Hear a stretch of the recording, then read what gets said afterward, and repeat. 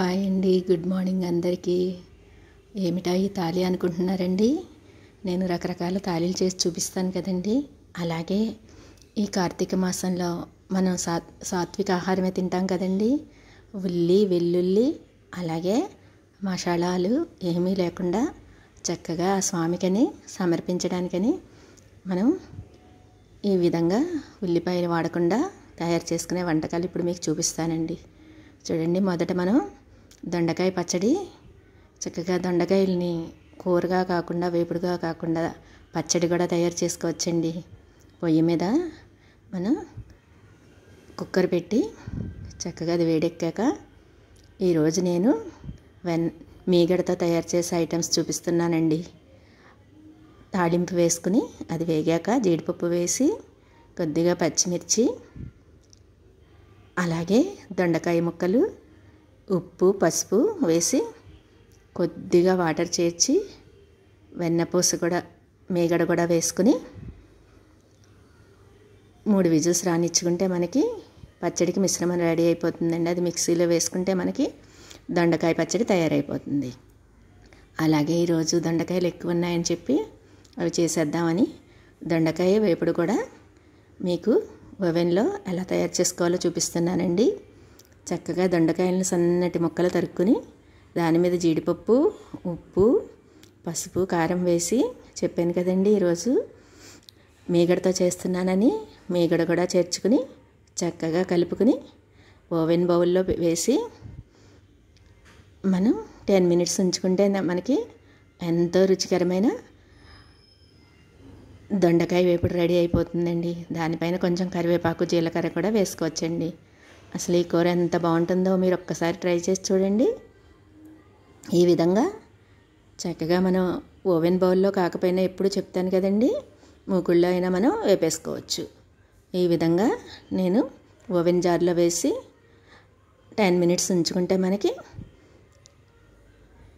ఓవెన్లో మనకి ఎంతో రుచికరమైన ఉల్లిపాయ వాడకుండా, వెల్లుల్లి వాడకుండా కూర రెడీ అయిపోతుందండి.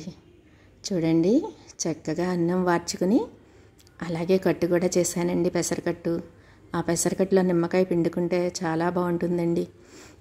పెసరకట్టు, పెసరపప్పు మనం ఉడకబెట్టినప్పుడు కొద్దిగా పప్పు తీసుకుని అది వేరుగా పప్పులా పెట్టుకుంటే అదొక ఐటెం కింద మనకి స్వామికి సమర్పించడానికి రెడీ అవుతుందండి. చూడండి, దొండకాయ పచ్చడి, దొండకాయ వేపుడు, పెరుగు, అలాగే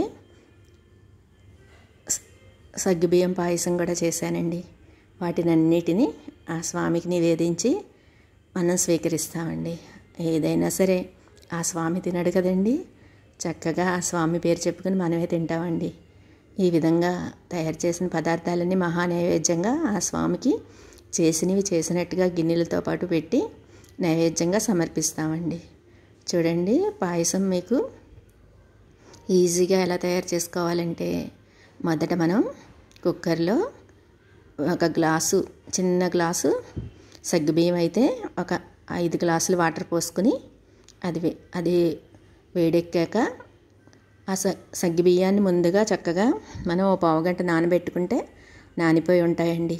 వాటిల్ని ఆ వేడి నీటిలో చేర్చుకుని కుక్కర్ విజిల్ పెట్టి 3 విజిల్స్ రానిచ్చుకుంటే చూడండి, ఈ విధంగా మనకి ఉడికిపోయి సగ్గుబియ్యం చక్కగా రెడీ అయిపోతాయండి. ఇలా రెడీ అయిపోయిన దానిలో మనం చూడండి పాలు కలిపాను. మా పాలు చాలా చిక్కగా మీగడతో ఉంటాయండి. అందుకని పాయసం ఎంత బాగా అమృతంలా ఉందోనండి. ఏదైనా సరే ప్రసాదాలు తయారు చేసుకునేటప్పుడు ఆ స్వామిని తలుచుకుంటూ చేస్తే అవి అమృతమయం అవుతాయి అంటాను కదండి. అది నిజంగా నిజమండి. చక్కగా ఆ స్వామికి సమర్పించి చూడండి, మేము ఈ విధంగా కార్తీక మాసం తాళి అని ఉల్లిపాయ లేకుండా ఈ విధంగా తయారు చేశానండి. ఇది నచ్చిందండి మీకు? నచ్చితే కనుక లైక్, షేర్, కామెంట్ మాత్రం మర్చిపోవద్దు. చూడండి, నిమ్మరసం పిండిన కట్టు, అలాగే దొండకాయ పచ్చడి, దొండకాయ వేపుడు, పెరుగు, సగ్గుబియ్యం పాయసం, వీటన్నిటితోటి చెప్పాను కదండి ముందుగా మహానైవేద్యాన్ని స్వామికి సమర్పించి నేను, మా బాబు ఈ విధంగా ప్రసాదాలన్నీ భుజించామండి. నా వీడియో కనుక మీకు నచ్చితే లైక్, షేర్, కామెంట్ మాత్రం మర్చిపోవద్దు.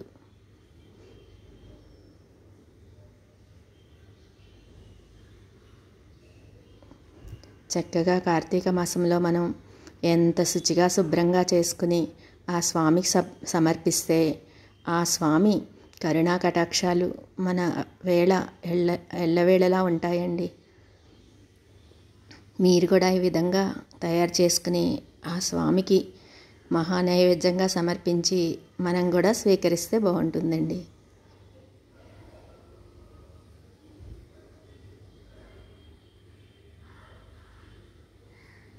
ఈ వీడియో కనుక మీకు నచ్చితే లైక్, షేర్, కామెంట్ మాత్రం మర్చిపోవద్దు. Thank you.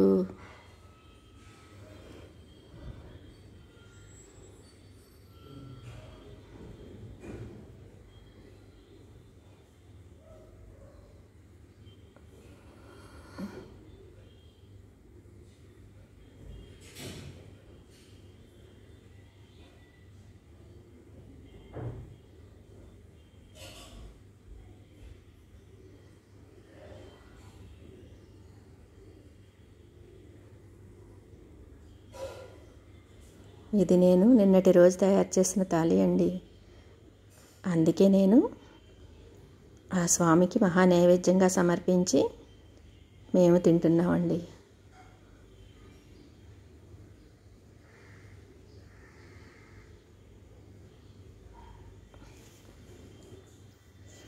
Like, share, comment మాత్రం మర్చిపోవద్దు.